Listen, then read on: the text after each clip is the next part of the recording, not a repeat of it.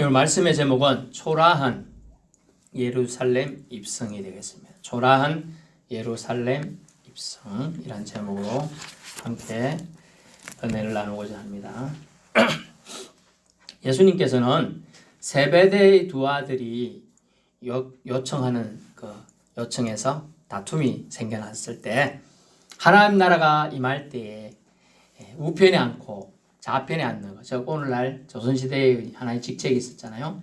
영의정, 우의정, 자의정 이런 것처럼 하나님 나라 임할 때 자기들이 차지할 위치에 대해서 제자들끼리 다툼거리가 생겼을 때 그것은 하나님 아버지께서 결정하실 것이므로 진정으로 큰 자가 되고자 하는 자는 섬기는 자가 되어야 한다 라고 가르치셨습니다.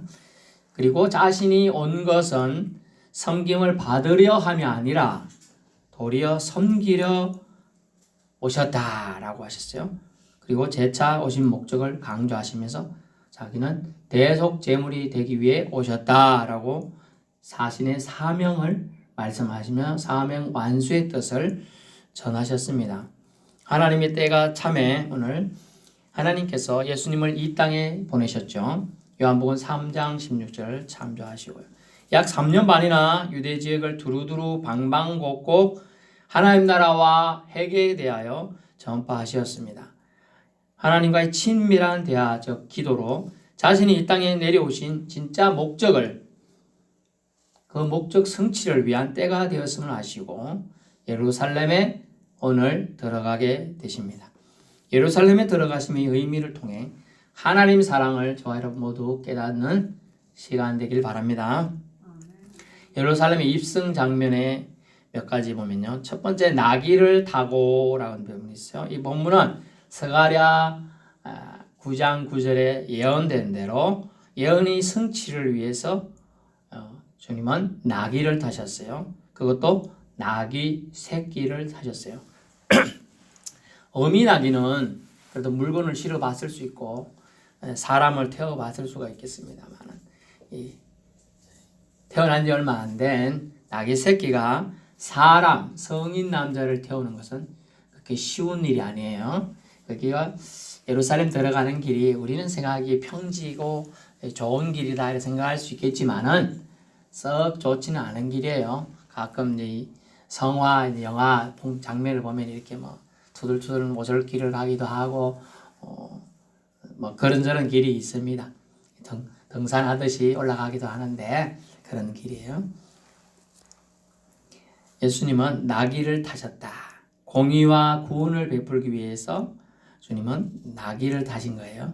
사실 뭐 그쪽 당시 그쪽 지역에 유대 지역에 예수님이 가신 그 걸음에 말보다는 나귀가 지형적으로 더 낫지 않느냐? 그러면 다 큰 나귀를 타야죠. 근데 새끼 나귀를 탔다는 것은 무엇을 상징하느냐?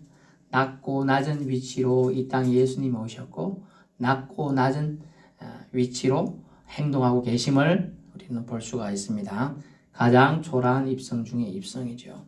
사실 백마 타고 천군 천사의 호의를 받으면서 입성하는 게 제일 좋은데, 그렇죠? 저 같으면 나귀도 아니고 나귀 새끼 타고 이렇게 들어가라 그러면 차라리 난 걸어가겠다. 삐질 것 같아요. 나는 차라리 걸어가겠습니다. 삐질 것 같아요. 차라리 운동하면서 샘 치고 걸어갈게요. 막 이럴 것 같아요. 저 같으면. 근데 나귀라도 그것도 새끼. 그럼 나귀가 힘들겠지요. 이렇게 올라타는 게 찌푸당하고 단 걸어갈 때 힘들고 이렇게 뚱뚱뚱 되고 나귀도 힘들고 예수님도 힘들고 지금 그런 형국이에요. 그리고 사람들이 뭐라 할게요. 아이고 어른이 나귀 새끼를 탔네. 놀려요. 어떤 동화에 보니까 아버지와 아들이 길을 가고 있었는데 나귀를 가고 있는 거예요. 사람들이 놀래요. 나귀가 있는데 힘든 길을 가면서 타고 가지 왜 걸어가노? 그래서 이제 아버지가 그 나귀를 탔어요. 그때 아이고 저 나귀를 타고 가. 아버지가 타고 가네. 애가 타고 가야지. 애가 힘들겠지. 그랬어요. 그래서 또 이제 그 다음에는 애를 태우고 갔어요. 그랬더니 애를 태우고 갔더니 아이고 저 나이 많은 아버지가 걸어가고 애가 타고 갔네. 뭐 또 이렇게 또 두들두들 되는 거예요. 그랬더니 아버지하고 우리 둘이 그럼 할 수 없다. 우리 둘이 같이 타자 해갖고 나귀를 2명이 탔어요. 그랬더니 나귀가 죽으려고 하니까 아이고 저 사람 2명이 타가지고 나귀를 죽이려고 하네. 뭐 그런 얘기가 있는 거예요. 적정 숫자, 사람이 타기엔 좀 사실은 적당치가 않은 게 나귀예요. 그것도 나귀 새끼. 나귀는 전쟁하러 갈 때 나귀 탑니까? 안 타죠? 말 타야 돼요. 나귀는 평화를 상징한다. 나귀 타고 오는 사람 치고 칼 들고 부엌칼 들고 활 들고 오는 사람 없어요. 나귀 타고 오는 건 뭔가 짐을 뭐 갖고 올 때 짐도 뭐 유용한 걸 짐을 메고 오겠죠. 쓸데없는 짐, 집에서 쓸데없는 버리는 옷 잔뜩 메고 오는 사람 없어요. 다 좋은 옷 해가지고 선물로 주려고 갖고 오든지 이럴 때 쓰는 것이지 그런 용도로 나귀까지 빌려서 내가 오지. 안 그러면 자기 갖고 오면 되는데요. 나귀 싣고 올 정도면 아주 그래도 중요한 가치 쓰일 수 있는 그런 거라 생각해요. 제물이 되기 위해서 어린 나귀 새끼에 실려서 지금 사실은 따지고 보면 예수님이 들어가는 장면이 되겠습니다. 다 예언의 성취 이루기 위해서 주님은 이렇게 하신다는 거예요. 또 나귀라는 것을 보니까 본문에 보니까 자기 게 아니에요. 예수님이 너희는 맞은편 마을로 가봐. 그게 메인 나귀와 나귀 새끼가 함께 있는 것을 보리라. 풀어서 내게를 끌고 와라 이렇게 했어요. 근데 만일 누가 무슨 말을 하거든 주가 서식에 따라 그가 즉시 보내리라 이렇게 됐어요. 예수께서 그래서 그런 명하니 그 제자들이 갔어요. 가니까 진짜 나귀와 나귀 새끼가 있어요. 그래서 나귀 새끼는 이제 끈을 묶어놨는 나무에 깔고 가려고 하니까 왜 누구 나귀 가져가노 이러니까 예수님이 쓰신다 해. 아 그래요 가져가요. 한마디 말도 안 하고 가져가라 그랬어요. 이 나귀는 결국은 헌신된 이름 모를 사람의 헌신이 그대로 녹아있는 거예요. 오늘날 교회가 말이 많은 이유는 헌신된 이름 없는 사람보다 이름 많은 헌신 안 된 사람이 많아서 그래요. 교회는 새신이 아니고 헌신이 좋아요. 교회는 헌신이. 나는 다 따라 빠졌으니 마음대로 쓰시오. 여러분 아주 좋은 이게 진짜 황금이다. 이거 썰기 좀 아깝잖아요. 쓰레기통 쓰라면 쓰겠어요. 이걸로 뭐 이렇게 만들어. 아까워서 못 쓰죠. 몰라요. 아라비아 왕자는 황금으로 쓰레기통 쓸지 모르겠지만은 용도에 안 맞는 거예요. 쓰레기통이나 뭐 그런 애는 좀 더럽잖아요. 그 용도마다 다른 거예요. 근데 이제 그런 거를 우리는 좀 기억해야 된다. 나귀는 일반 사람들이 쓰기에 어떻게 보면 가까운 거예요. 쓰기가 불편하지 않아요. 오히려 일반 사람들이 아주 좋은 걸 쓰고 이런 부담이 돼요. 이름 모를 자를 통한 헌신을 이 나귀를 달갑지 않게 내준 게 아니라 흔쾌히 내주는 이름 모를 주인의 헌신이 이 속에 담겨져 있는 거예요. 하나님 나라는 이 헌신자를 통하여 세워지고 확장되는 줄 믿을 수 있길 바랍니다. 8절에 보니까 두 번째 겉옷을 길에 펴고 나뭇가지를 베어 길에 펴고 몇 년 전에 제가 말씀을 전할 때는 진짜 나뭇가지 깔라갖고 이게 쭉 깔아놨었는데 그런 뭐 이렇게 해보게 하면 제가 그래서 떠들라 하다가 주신 분 생각해서 안 뜯었어요. 겉옷을 길에 폈습니다. 나뭇가지를 베어서 길에 폈어요. 이건 무슨 행동이에요? 간접적으로 빵파레 하듯이 퍼레이드를 하는 거예요. 즉 행진하는 것을 돋보이게 해주고 가치가 있게 해주는 장면이게 되겠습니다. 원래 이제 이런 퍼레이드를 할 때는 길에 융단을 깔고 양탄자를 깔고 레드카펫을 깔아야 되잖아요. 근데 급조됐어요. 이게 나뭇가지다, 겉옷이다 이런 급조됐다는 거예요. 즉 뭡니까? 준비되지 않았다는 거죠. 예수님은 하나님의 준비된 사랑의 계획으로 오셨고 또 예수님은 하나님의 사랑의 계획 최고의 그것은 뭐냐면 생명을 주는 거예요. 생명을 주시기 위해 예수님은 이 걸음을 예루살렘에 들어오는데 사람들은 준비가 되어서 양탄자를 쫙 깔아놓고 이리 들어오고 이게 아니고 겁조되어서 옷을 그래도 벗고 깔고 길에 이렇게 잘라가지고 갖다 놓고 겁조됐어요. 하나님의 준비된 걸음을 가지만은 하나님은 예수님은 우리 인생은 준비하지 않고 있어요. 막연해요. 사실은 막연해. 되면 되겠지 뭐 이런 생각이 사람들 속에 많아요. 그런 거 아니에요. 믿음은요 되면 되겠지 이런 믿음은 성경에 보니까 뜨겁든지 차갑든지 해라. 미적지간한 아무것도 아니라 그래요. 그게 더 힘든 거예요. 그래서 세상은 그대로일 거라 생각하는 막연한 생각이 이 미적지근한 신앙이죠. 준비가 안 되는 거예요. 준비가. 젊음은요 항상 내 것이라 믿고 사는 청춘들처럼 어떻게 보면 우리는 너무 믿음을 쉽게 생각하고 있다는 걸 알 수가 있습니다. 아무 표시 안 한 것도 낫겠지만은 그것보다는 낫겠지만은 그것은 너무 겁조되어 아주 초라해 보입니다. 나뭇가지 풀어봐 수백만 명이 모인 것도 아니고 많아야 수백 명일 것이고 적으면 수십 명이 모인 거예요. 사실은 이렇게 강조되었지만 길가에 이제 예수라는 사람이 가기 누가 타고도 가는데 보니까 나귀를 타고 가. 뭐야 웃으면서 따라다니고 조롱하는 사람도 있었을 것이고 저거 왜 저거 타고 가지 걸어가는 게 더 편한데 사실 생각해 보세요. 저 나귀 새끼가 힘도 없는데 구릉 좀 언덕 같은 데 올라가는 거 사람이 걸어가는 게 더 빠르죠.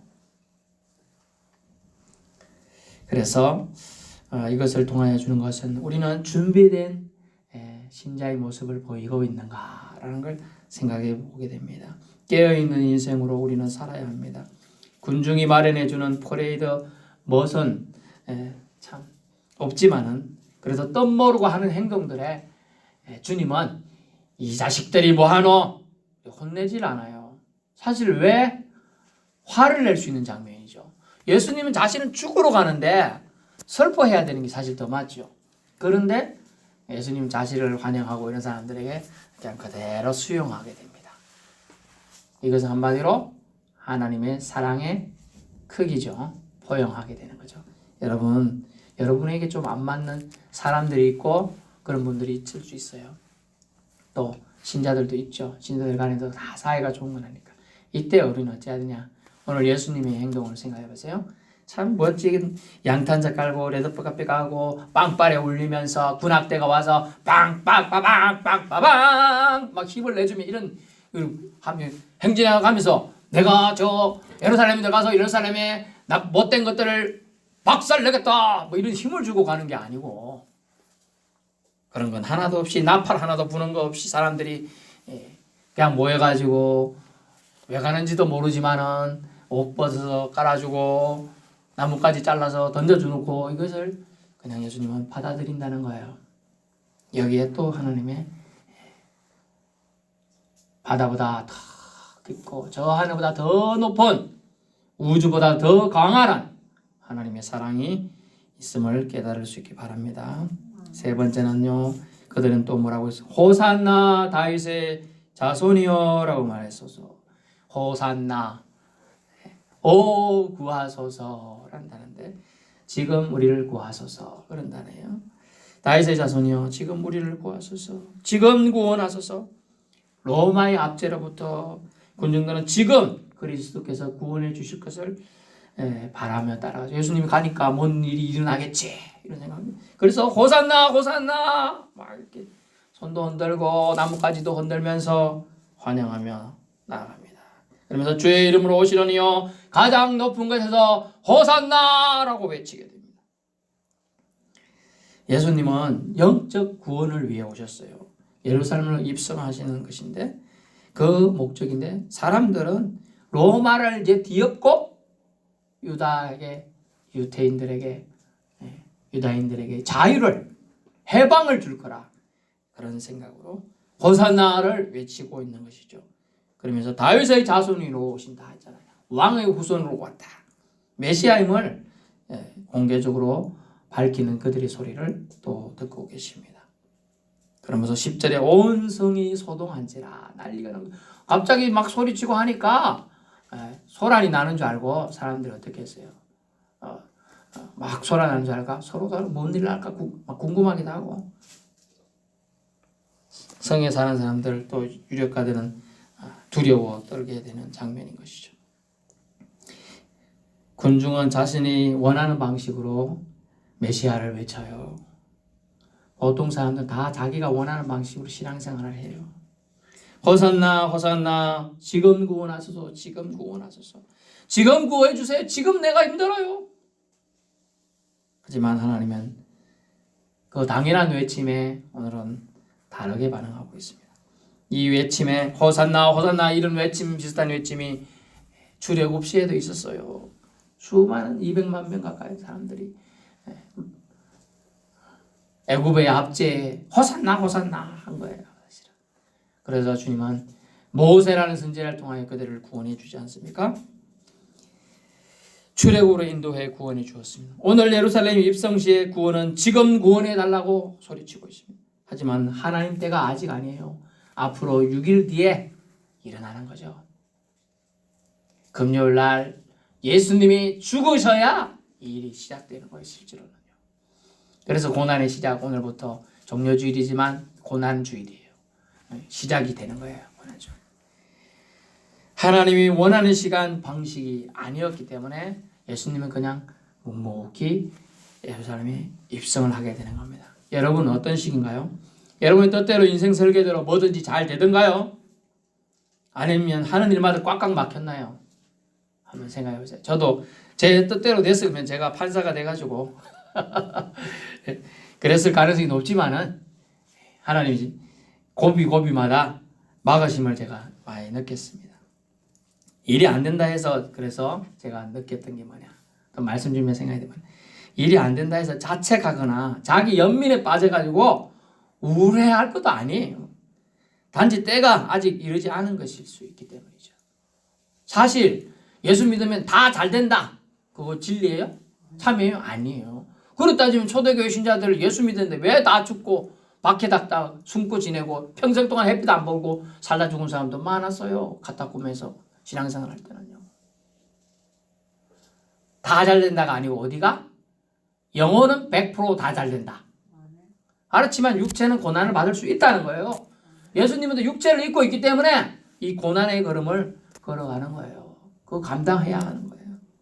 누구를 위해서요? 저와 여러분을 살리기 위해서.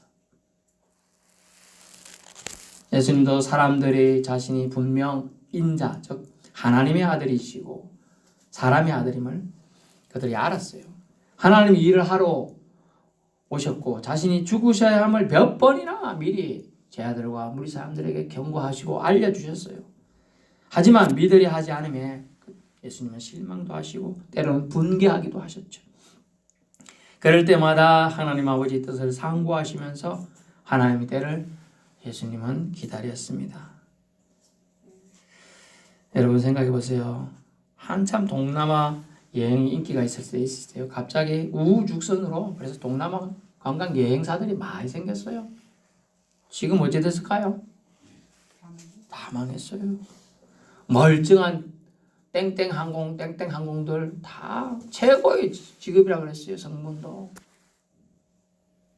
지금 뭐 간신히 버티고 있어요. 이런 시대에 올 줄 알았겠어 누가? 여러분 때, 시절 이거는 누가 주관합니까? 하나님이 주관하는 거예요. 하나님의 역사책에 하나님 운행 계획에 따라 진행되고 있는 거예요. 사람은 자기 뜻대로 안 되면 순식간에 얼굴을 낯빛을 바꾸죠.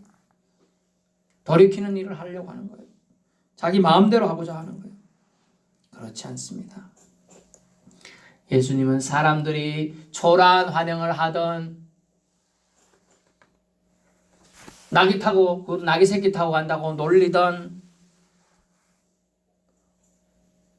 상관없이 주님은 지금 말씀을 이루시기 위해 나귀 새끼를 타고 가시고 또 그 말씀을 성취함을 통하여 하나님의 뜻을 완성하기 위하여 예루살렘 오늘 입성한 것임을 우리는 깨달아야 될 줄 압니다. 결론의 말씀입니다.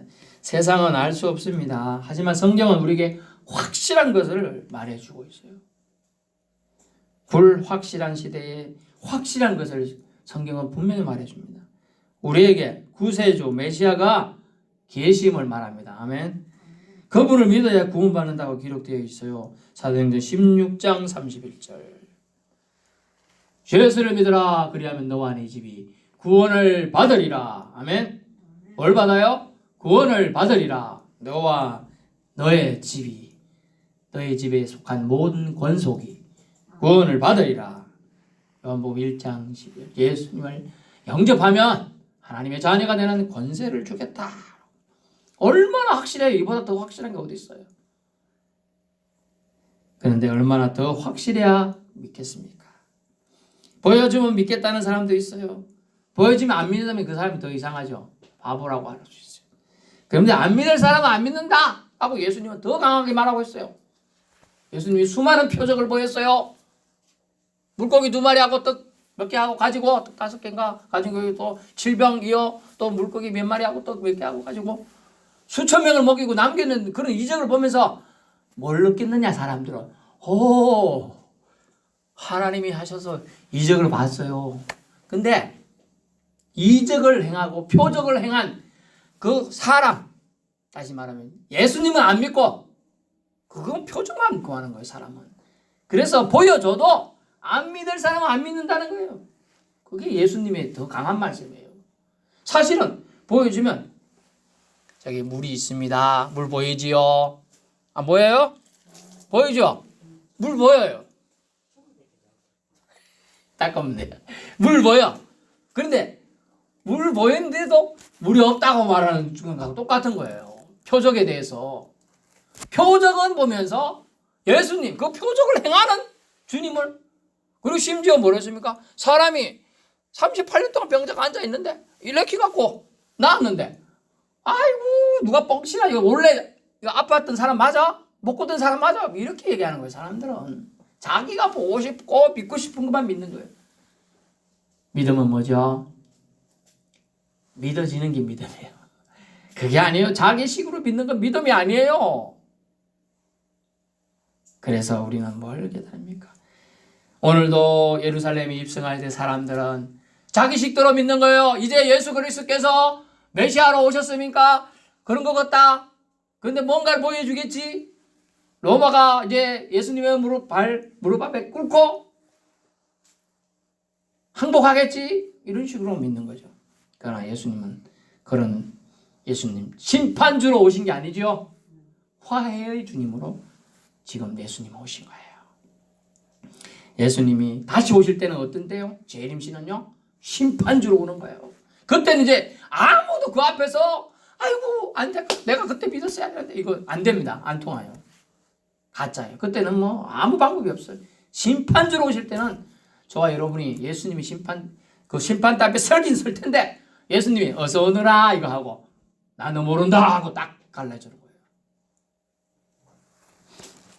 그때는 늦어요. 예수님 오늘 예루살렘을 향해 들어가십니다. 참 어설픈 입성이에요. 보기에는.